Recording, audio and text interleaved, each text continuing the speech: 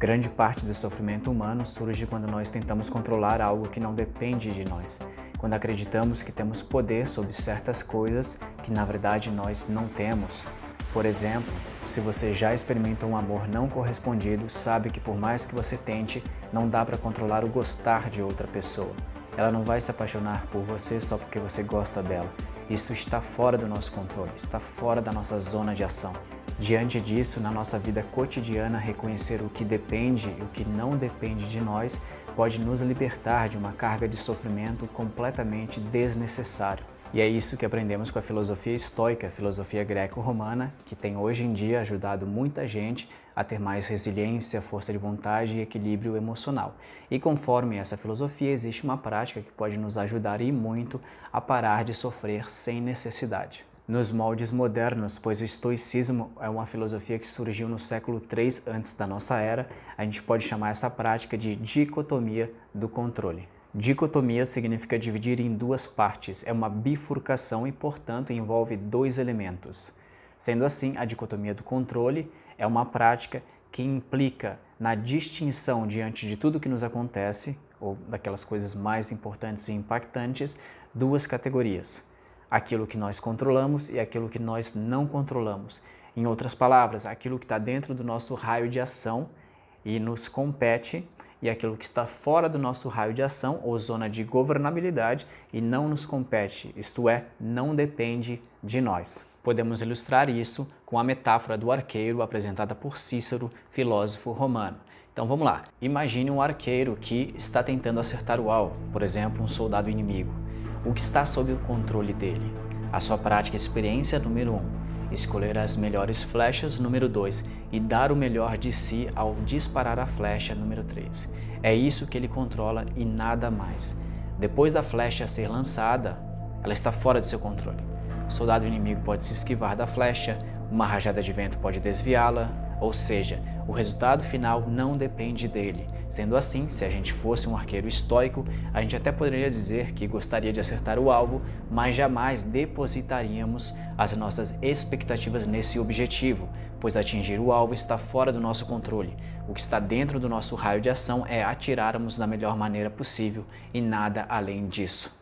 Trazendo isso para a prática, vamos ver como funcionaria a aplicação da dicotomia do controle em dois contextos cotidianos.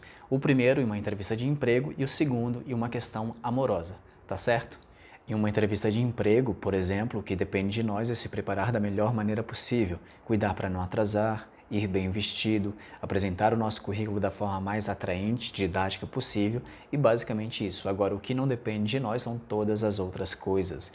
O clima do dia, o temperamento do entrevistador, se ele vai ou não com a nossa cara, o potencial das pessoas que ele já entrevistou e ainda vai entrevistar, entre outras coisas. Diante disso, o resultado da entrevista não depende inteiramente de nós, o que depende é a gente dar o nosso melhor. Portanto, depositar expectativas e a nossa própria autoestima no resultado da entrevista é pedir para sofrer desnecessariamente, pois o resultado da entrevista está fora do nosso raio de ação, está fora da nossa zona de controle. Para expandir ainda mais esse entendimento, vamos ver agora como a gente pode aplicar a dicotomia do controle para sofrer menos com o amor. Todos nós queremos ser amados, não é mesmo? Mas se seremos ou não amados não depende de nós. Cabe ao outro decidir se nos ama ou não nos ama. Lembre-se que corpos até podem ser comprados, mas sentimentos não. Diante disso, aplicando a dicotomia do controle neste contexto, o que cabe a nós é focar naquilo que controlamos, isto é, na nossa atitude. Por exemplo, buscar ser uma pessoa amável, afetuosa e se fazer presente a esta ou aquela pessoa a qual estamos interessados. Agora, se o outro vai decidir ficar ou não conosco, isto está fora da nossa alçada, isto nós não controlamos. Em suma, o que nos compete aqui é cultivarmos o nosso jardim da melhor maneira possível. Agora, se as borboletas, entre aspas, aparecerão, permanecerão ou irão embora, isto não depende de nós, isso está fora da nossa zona de controle. À vista do que foi dito, você já deve ter percebido que aquilo que essencialmente controlamos são as nossas atitudes, ou seja, o modo como nós reagimos às situações. Aliás, para os filósofos estoicos, as nossas atitudes decorrem das nossas opiniões. E o que é uma opinião? É o modo como eu penso, é o modo como eu interpreto e julgo as coisas, os acontecimentos, a realidade. Então, por exemplo, se a minha opinião me diz que eu posso forçar uma pessoa que não me ama a me amar, o meu comportamento ou a minha atitude vai ser uma.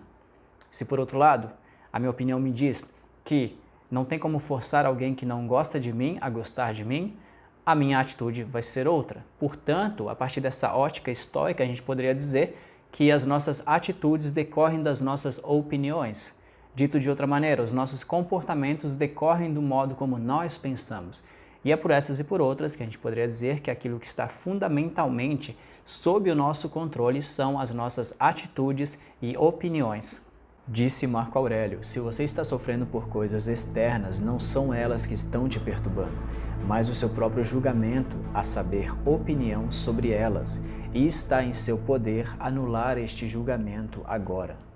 Não poderíamos deixar de notar que nossos julgamentos ou opiniões sobre as coisas podem sim ser influenciadas pelas outras pessoas, especialmente no mundo contemporâneo das redes sociais.